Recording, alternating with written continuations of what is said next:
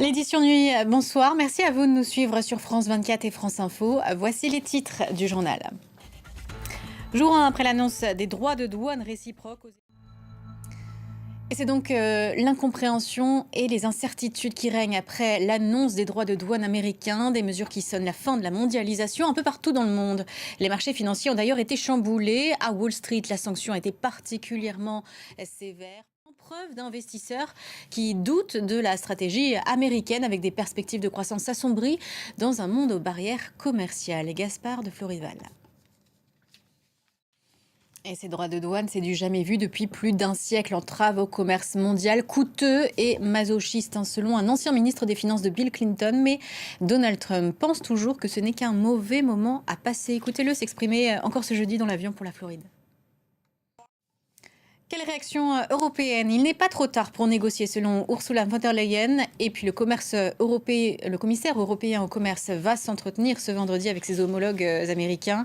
Le président français, lui, a consulté tout au long de la journée les différentes filières exportatrices. Pour Emmanuel Macron, il faut jouer groupé. Et les entreprises doivent cesser momentanément leurs investissements sur le sol américain tant que les relations ne sont pas clarifiées. Les détails avec Léo Péchard. À Bruxelles se tient jusqu'à ce vendredi une réunion des ministres des Affaires étrangères des pays de l'OTAN. Marco Rubio pour les États-Unis y est présent. Et le ton employé s'est voulu rassurant. Le chef de la diplomatie américaine a assuré que Washington voulait rester dans l'alliance, mais voir ses partenaires investir davantage dans leur défense. Florent Rodeau. Jour de verdict en Corée du Sud pour celui qui est encore président. Soit Yoon Suk-yeol est destitué pour de bon ce vendredi, soit il ne l'est pas et il sera à ce moment-là de retour à son poste.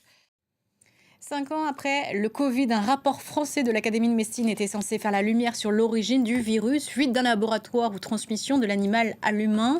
Les auteurs du rapport ne tranchent pas, mais préconisent un meilleur encadrement des pratiques de laboratoire, ce qui suscite l'ire d'une catégorie de chercheurs. Cécile Galuccio. À 93 ans, il vient tout juste de recevoir un titre, c'est le Grand Rex, cinéma mythique des grands boulevards parisiens, qui a été élu plus beau cinéma du monde.